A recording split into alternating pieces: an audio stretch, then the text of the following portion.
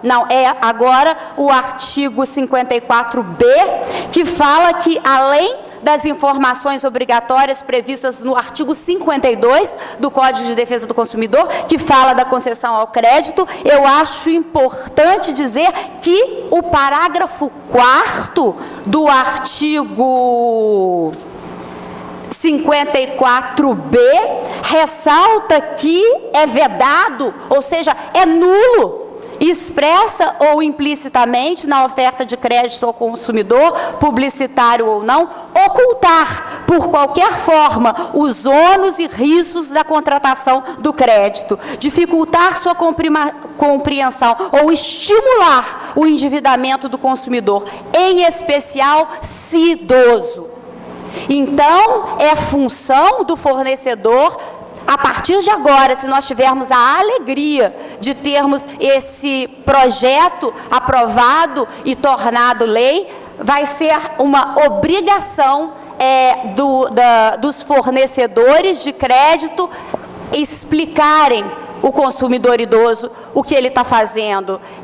Não só informarem de uma maneira muito ampla, mas explicarem detalhadamente, aconselharem, de modo que não deixem essa pessoa nos seus últimos anos de vida, que eu quero que os senhores compreendam, os últimos anos de vida são anos de muitas perdas, são anos de perdas enormes, sociológicas, a pessoa perde o lugar no trabalho, psicológicas, a pessoa sofre muitas vezes de depressão, físicas. Então, nessa época de muitas perdas, que o idoso não sofra mais ainda por estar endividado e tendo que viver em condições de vida extremamente precárias. Era esse o meu recado. Desculpa se eu passei um pouco, mas eu queria mostrar para os nossos alunos e para o auditório de uma maneira geral, não só as dificuldades que nós temos na prática e a necessidade da lei,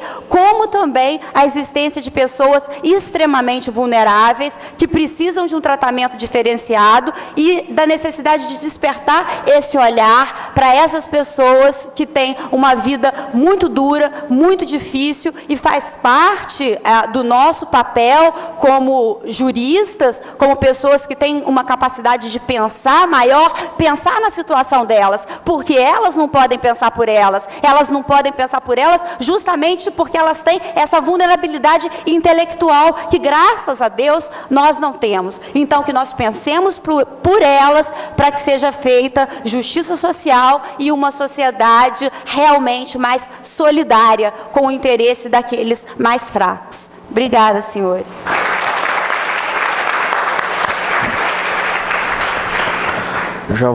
Já vou, sem ter tempo para nós fazermos algum fecho, mas já tendo feito o comentário, eu já tinha antecipado, por isso que eu me antecipei para te encaminhar, já conhecedor desse seu aprofundamento na questão da hipervulnerabilidade do idoso, doutora Fabiana.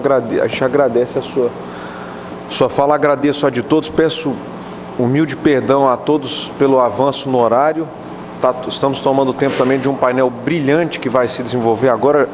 E antes de passar a palavra a Simone, nossa mestre de cerimônia, eu gostaria de, como presidente da mesa, doutora Fabiana, doutor Guilherme, acho que o Guilherme saiu, doutora Suzana, cadê o Guilherme? Está lá atrás, né? Tá. E presidente Clarissa, eu queria sugerir o encaminhamento desta mesa, se for de acordo de todos, então somente para realçar ou encaminhar, não sei de que forma faria, a gente pode fazer depois, mas essa mesa eu gostaria só de encaminhar de forma, de repente, solene, doutor Voltaire, a um apoio quanto à necessidade, não só do PL 283, mas também da emenda sugerida pelo Brasilcom ao texto feito pela comissão, no sentido de um aprimoramento justamente por essa questão de dar efetividade, como a professora Cláudia falou, numa sintonia fina de que a norma foi debatida, de que o projeto de lei do Senado foi debatido democraticamente, mas reforçar não só a necessidade, que foi um discurso comum a todos aqui, não só da norma ser implementada, mas também dessa emenda do Brasilcom que daria essa sintonia fina. Eu agradeço a todos os participantes, os esforços de cada um, que a gente sabe que não é fácil estar aqui, e encerro os trabalhos passando para a doutora Simone. Muito obrigado. Hector Valverde de Santana, juiz de Direito do Tribunal de Justiça do Distrito Federal e diretor do Brasilcom.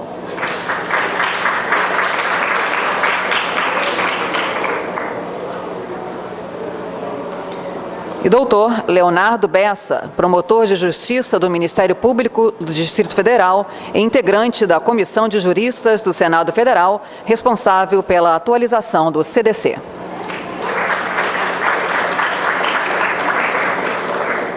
Ele deve estar a caminho. Vamos aguardar. Podem se acomodar, por favor. Com a palavra, então, a mediadora, doutora Suzana de Toledo Barros. Bom, então, retomando nossos trabalhos da manhã, com os agradecimentos que fazemos, principalmente ao professor Guilherme e à professora Fabiana, né, que organizaram esse evento e que nos convidaram para estar aqui, nós falaremos hoje sobre direitos coletivos. E a organização do evento me solicitou que nós fizéssemos uma mesa redonda. Não estamos aqui em mesa redonda, mas a ideia, a concepção do nosso painel é que nós possamos estabelecer uma discussão aqui, ouvindo a opinião dos vários componentes da mesa sobre determinados temas que envolvem os direitos coletivos. Como mediadora, eu selecionei 3 temas e vamos ver se vamos conseguir abordar os 3. O nosso primeiro tema, nós falaríamos sobre processo, né? A tutela coletiva judicial.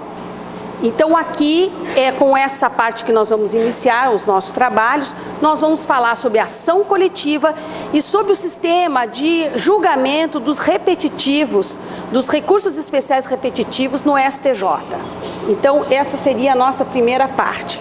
A segunda parte, eu pretenderia abordar a tutela coletiva, a tutela dos direitos coletivos feita pelos PROCONs e essa interseção que existe entre a defesa que o PROCON faz e o que nós fazemos na justiça. Isso é um dos temas que... E o terceiro tema, eu selecionei o dano moral coletivo, né, que é um tema novo, e para que nós pudéssemos dar uma pincelada para ver como que esse assunto se encontra pautado nos tribunais. Bom, então, eu solicitei aqui, não sei se vai dar tempo, mas que nós colocássemos aqui no painel para os senhores que são estudantes de direito e que às vezes não têm muita familiaridade ainda com o tema, e para que possam acompanhar.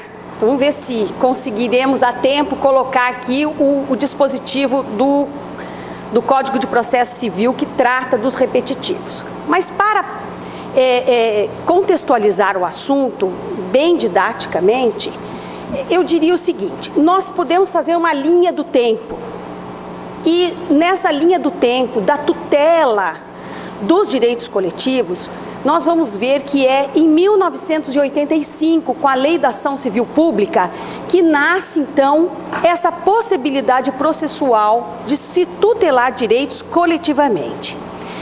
Depois veio a Constituição Federal e, graças à Constituição Federal, que determinou que se fizesse um Código do Consumidor, em 1990, então 5 anos depois, nós tivemos o Código do Consumidor, que ampliou toda a sistemática de tutela dos direitos coletivos.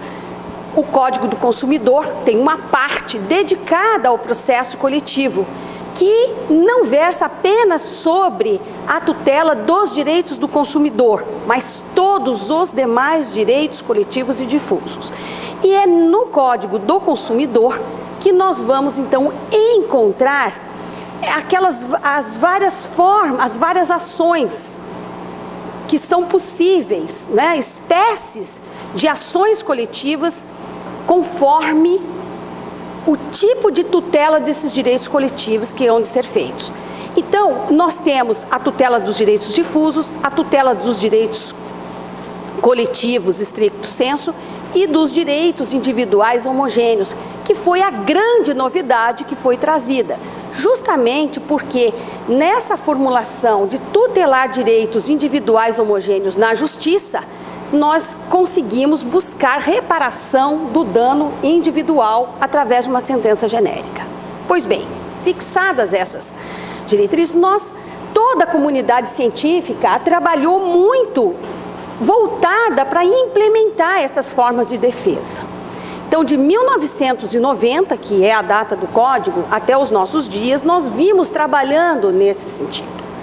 Mas, em 2008, e acho que já conseguimos colocar aqui, né, o artigo 543-C, em 2008, numa reforma feita pelo CPC, foi introduzido uma sistemática de julgamento de recursos especiais, individuais, que sejam repetidos, ou seja, a multiplicidade de idênticos recursos no STJ vem então, pode ser afetada essa sistemática de julgamento, e essa sistemática de julgamento tenta, digamos assim,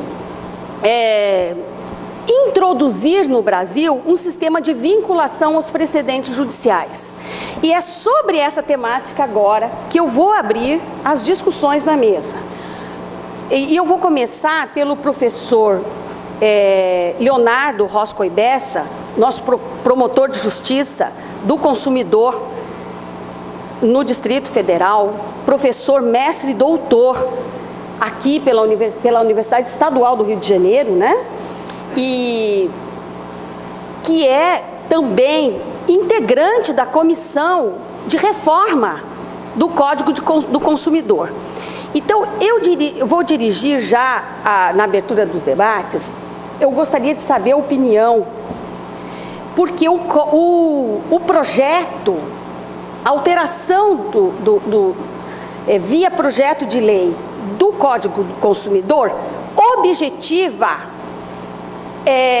implementar ainda mais a força, a efetividade das ações coletivas. Mas o projeto não trabalha com isso. Então, eu quero saber do senhor, e que eu explicasse didaticamente para os nossos alunos que estão aqui, o que isso tem de vantagens e desvantagens frente à tutela coletiva via ação civil pública. Acho que está bem pautada a questão para todos aqui, então eu passo imediatamente a palavra ao doutor Leonardo. Bom dia a todos.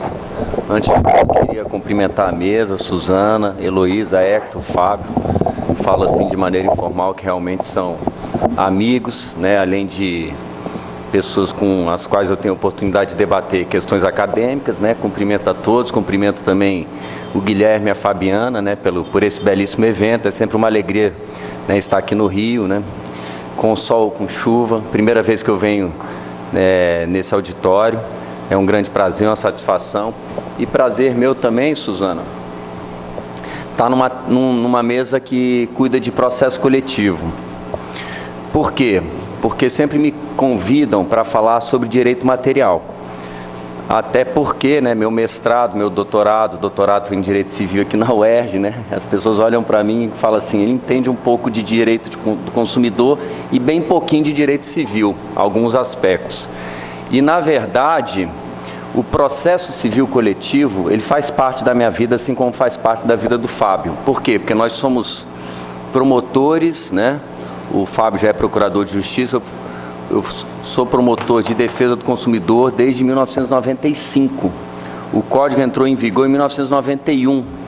Então, a gente teve uma oportunidade especial de acompanhar na prática a ação civil pública, verificar na prática as dificuldades da ação civil pública, verificar que alguns dispositivos, o Fábio sabe do que eu estou falando, da Lei 8.078, que diz respeito a processo coletivo, tem pouca eficácia. Né? Nós estamos no momento, não estou fugindo do tema não, tá, Suzana? Nós estamos no momento de fazer uma avaliação crítica, né? O que precisa mudar na parte de processo civil coletivo, considerando a experiência brasileira.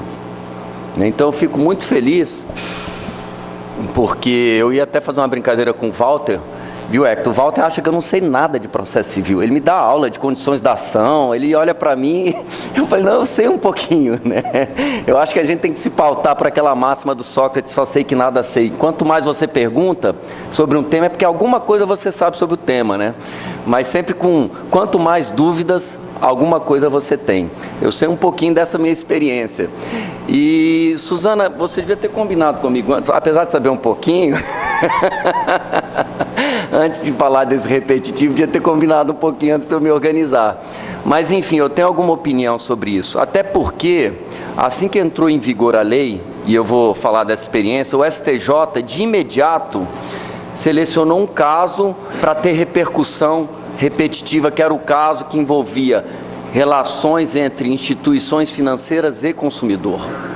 Foi um dos primeiros repetitivos da STJ, logo após a edição da norma.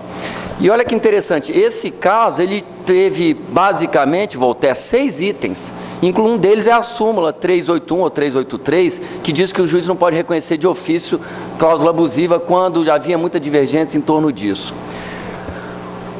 A Suzana tem total razão, viu, Suzana, em colocar esse tema na pauta, porque eu diria que os repetitivos, eles são quase que uma nova ação coletiva.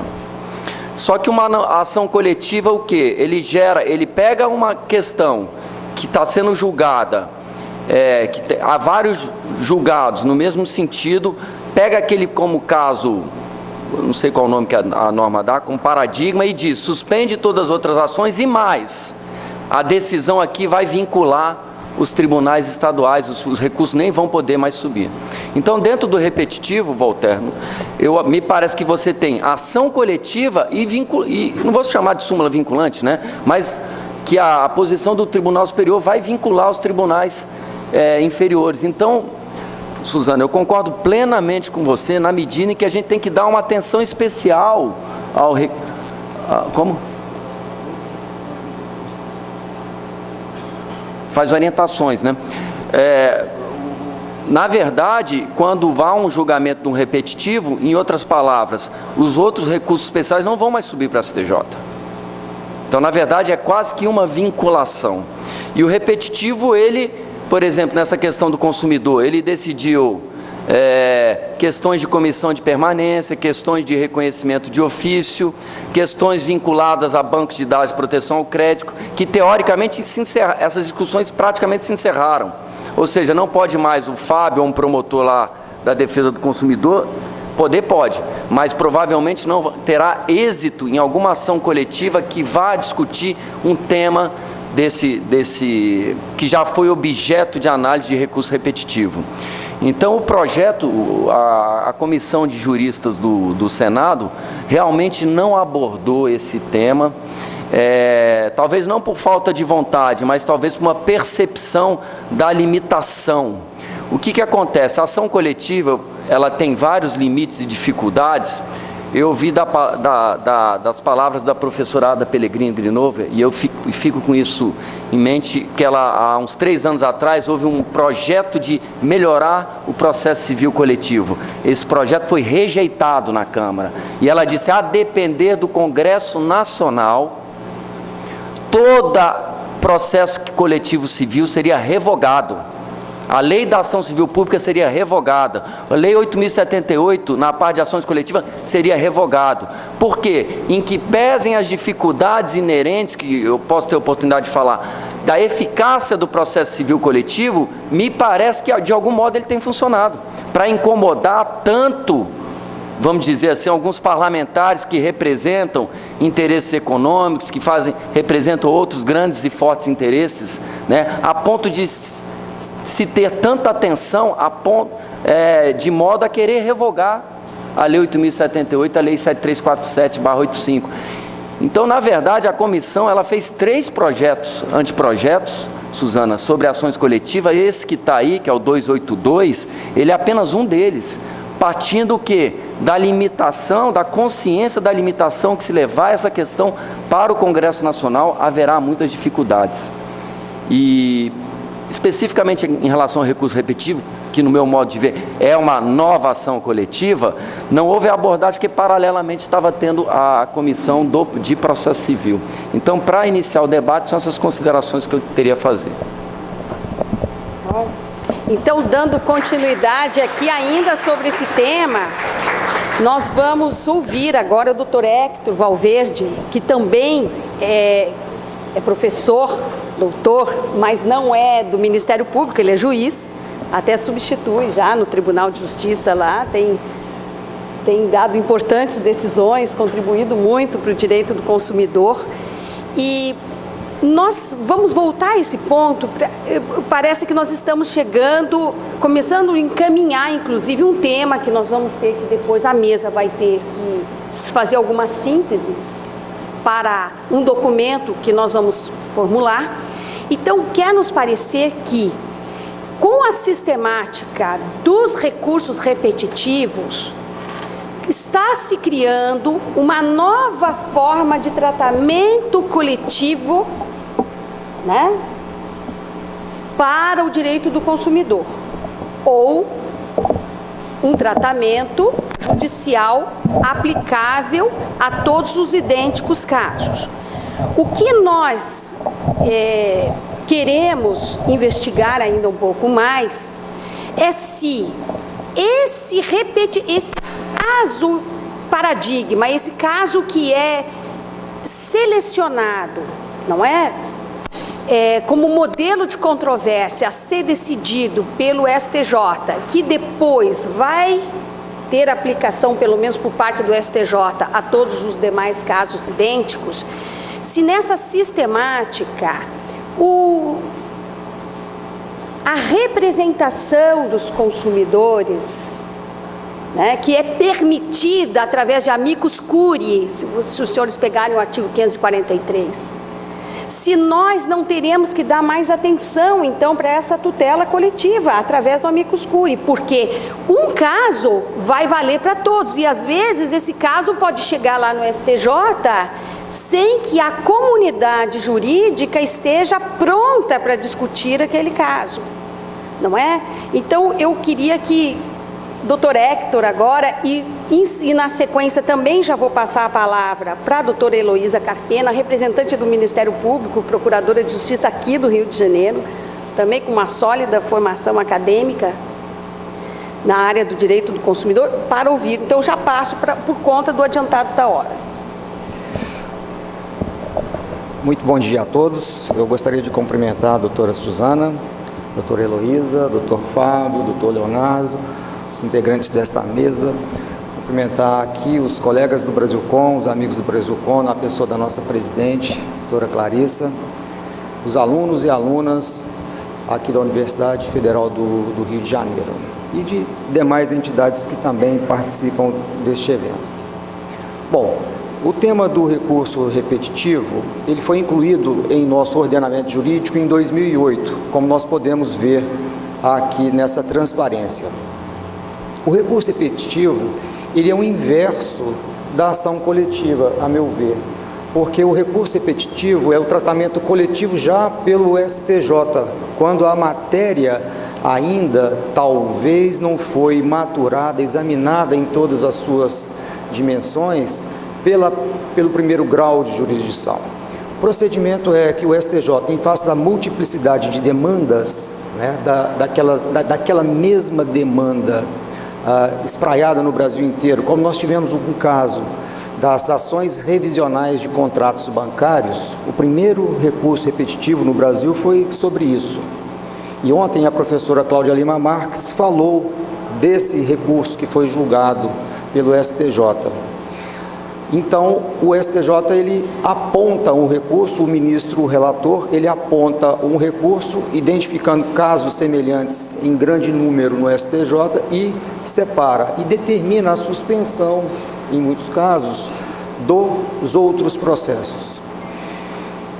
Esse primeiro recurso repetitivo, nós sabemos, e a professora Cláudia Lima Marques ontem nos esclareceu, que era do interior do Rio Grande do Sul, né, do interior de Pelotas, que o advogado da parte consumidora tomou conhecimento na véspera que o recurso seria julgado pelo Superior Tribunal de Justiça. Em resumo, e para responder à pergunta da doutora Suzana, o consumidor não teve a representatividade adequada neste processo, tão importante que originou no primeiro recurso repetitivo com 5 orientações. E a quinta, inclusive, foi que vedando aos juízes de primeiro e segundo graus, essa foi a orientação do STJ, podem consultar, vedando aos juízes de primeiro e segundo graus o conhecimento de ofício da matéria exclusiva sobre contratos bancários. E depois essa redação foi um pouco alterada e resultou na súmula 381, dizendo que é vedado ao juiz, magistrado de uma forma geral, conhecer de ofício dos contratos bancários. Muito bem, a dificuldade que nós temos é de saber a paridade de armas, né, que é o ideal, o recomendável no processo civil. Os bancos, nós sabemos que numa demanda dessa, os bancos podem mandar 10 advogados para Brasília e os advogados passarão nos gabinetes dos ministros com os memoriais explicando o ponto de vista do banco para cada ministro. Mas os consumidores, eles não têm essa representatividade. Quem que é ouvido, em regra, num processo de recurso repetitivo? O IDEC. O IDEC é uma entidade extremamente atuante, mas o IDEC tem as suas limitações. Eu sou afiliado do IDEC há mais de 10 anos, mas a sede do IDEC é em São Paulo, na Água Branca, e o IDEC não tem um advogado em Brasília. O IDEC não tem. Então,